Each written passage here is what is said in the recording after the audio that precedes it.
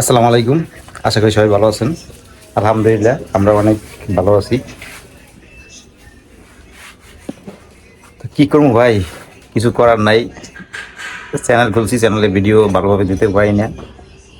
মন মানসিকতাও তেমন একটা ভালো না, কারণ গ্রামে যে জায়গায় বসবাস করি, চারোপাশের মানুষ, চারোদিকের মানুষ মানে এমনভাবে চাপিয়ে ধরতে আছে, মানে শ্বাস করার মতো না, শ্বাস ফেলা যায় না, এই অবস্থা।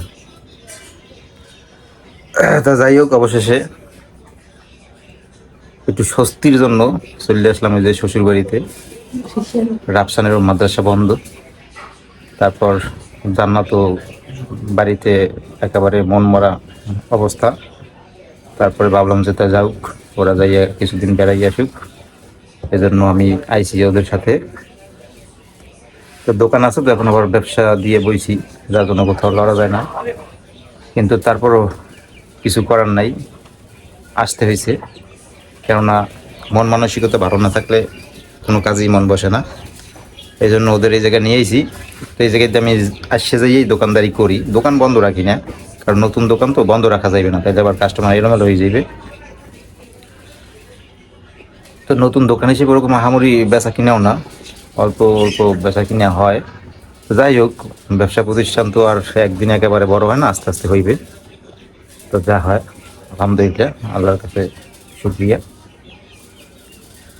তো এই মূলত সব কারণ মিলিয়ে একটু বরিশালে আসা। আর রাফসানের মাদ্রাসা বন্ধ করছে, কিছুদিন থাকুক, মন টন ভালো হোক জান্নাতের, তারপরে আবার বাড়িতে যাইবে না।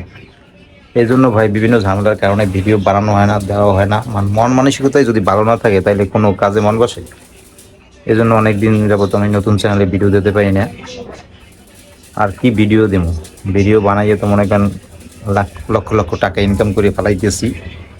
আপনারা তো দেখেন যে আমি যে ভিডিও ছাড়িয়াতে কি ভিউজ হয় আর আমার কি ইনকাম হয়।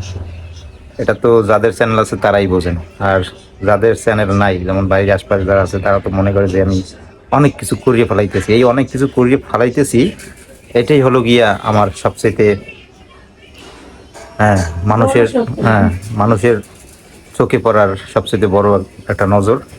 আর এই থেকেই মানে শত্রুতা হওয়ার কারণ আমার, যে আমি, আর গ্রামের মানুষ এরকমেরই হয়, মানে আপনি ভালো কিছু করবেন, ভালো হইবেন, ভালো থাকবেন, খাইবেন, এটা গ্রামের মানুষের মানে চোখে যায় না।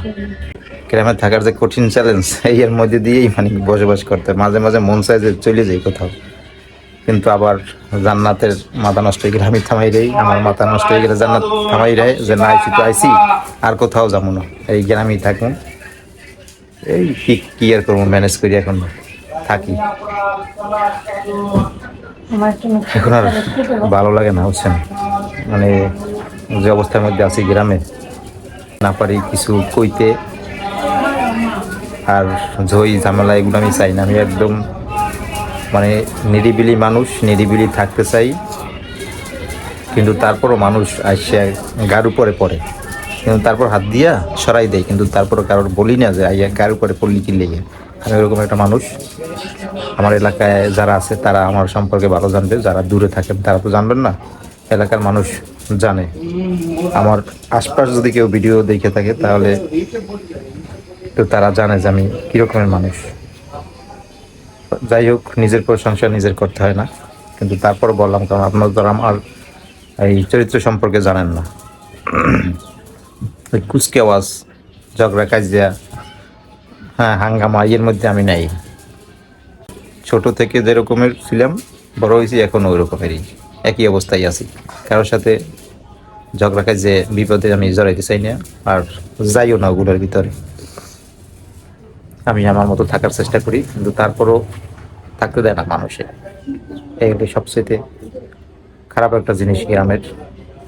গ্রাম ভালো লাগে, গ্রামে থাইকেও মজা আছে, কিন্তু এই যে মানুষের যে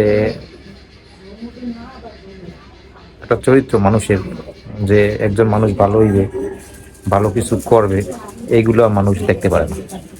এটা কি বলবো, গ্রামের মানুষের এইগুলো যে মনের ভিতরে কোথা থেকে আসে আমি জানি না।